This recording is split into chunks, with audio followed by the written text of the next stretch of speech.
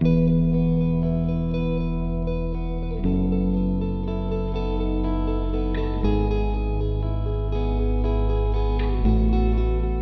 wife and I attended this church. My wife grew up in this church. Her name is Sandra Lynn Brandt Epp, E-P-P. Her parents went here. Her mother used to be the organist. This church made back in 1928, 32, somewhere in there. Okay, and I'm going to refer this back to my wife a little bit because I think its significance is on her shoulders, and the school is here about because of her mission that she had for kids. So Sandra and I have actually given a gift. Our son Gerald. Gerald is a young man that owns a business in town here, and was one of the first 5 students that went here with 5 teachers back in day after Labor Day, 1967. But I remember the church put up $1,000 so that Readyland could buy some materials. Of course, $1,000 went a lot farther back then. Yeah, I can remember when we started, the tuition was like, seemed to me like it was $80, $85 a month. The church has always been very supportive with providing facilities, and the school has a lot to be thankful for, that church leadership was supportive of the school. Glad for the good relationship between church and school. It's very, very important. The term Readyland was coined by Dr. Lewis Paul Lehman, who became our pastor January of 1967. His wife joined him in June of 1967. We had developed plans to build our own building and have our own preschool because of our need. We had visited all the schools, preschools in Bakersfield, including some of them had kindergarten. There weren't very many, and they were secular by and large. There weren't very many Christian, so-called Christian endowed schools with the love mission that goes along with Christian school.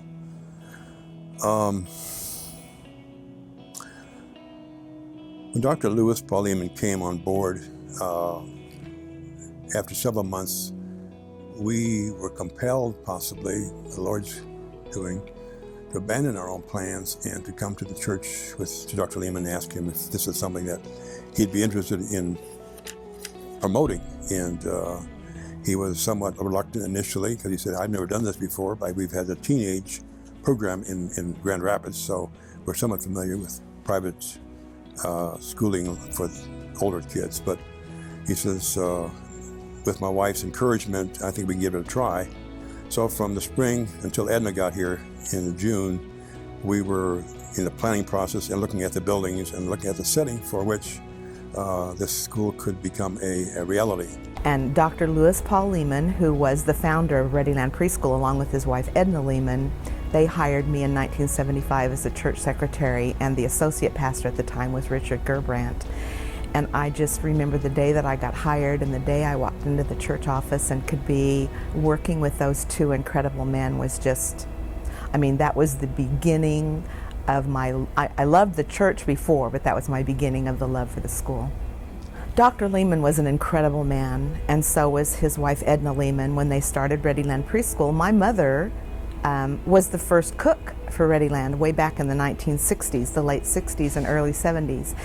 But of course, you probably know that he was a child minister. I mean, he did radio shows when he was like young, very young.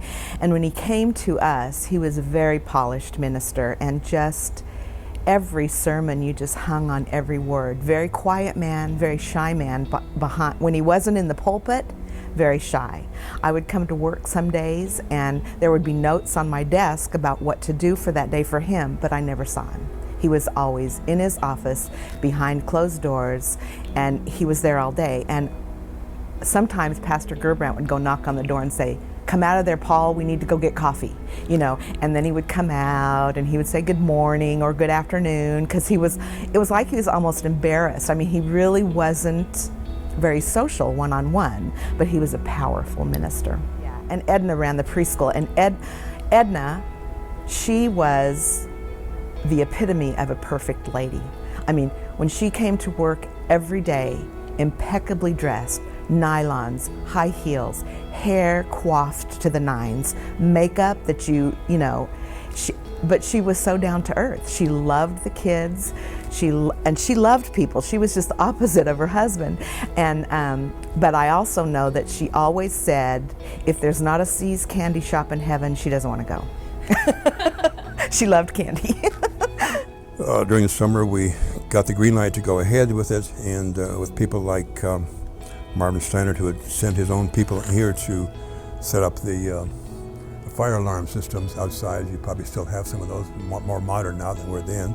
But we set them up, and other things. We could not use the second-story buildings at that time because they wouldn't have any sprinklers. So we were contained to the lower limits of the fireside room back there and the various classrooms downstairs.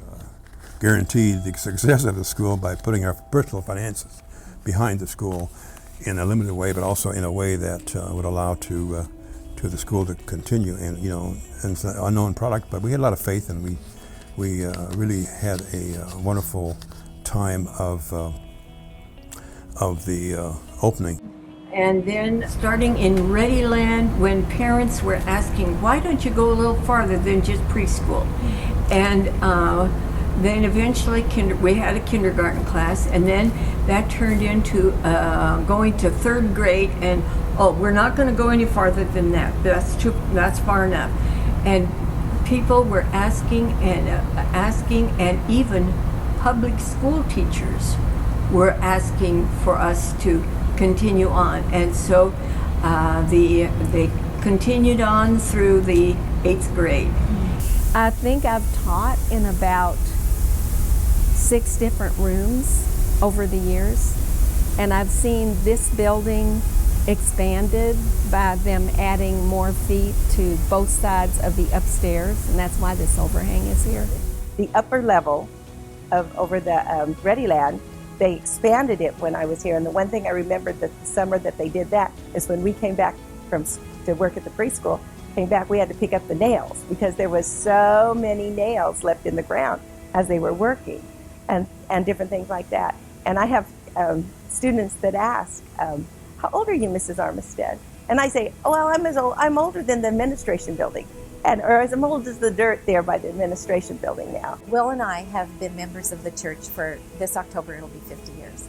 And when we came, of course, we were young married, so we didn't have any need for childcare right away. But we saw how the program grew, how the church supported it, and not only financially, but when there were times of construction or whatever needed to be done, the prominent people within the congregation who had been here for some time not only gave financially, but anyone who had any kind of like if they were a carpenter or a plumber or whatever, there were many, many, many volunteer hours given.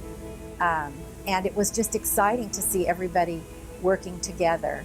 So our prayer is that Heritage Christian Schools will just continue to make a real impact on our community.